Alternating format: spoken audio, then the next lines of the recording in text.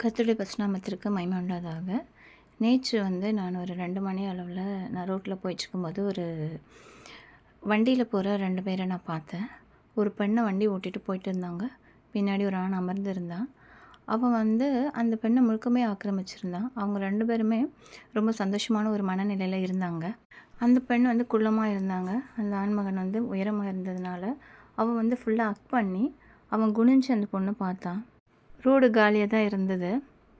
அந்த பொண்ணு வண்டியை வேகமாக ஓட்டிக்கிட்டு அந்த பையனை நிமிர்ந்து கண்ணோட கண் பார்க்குறா.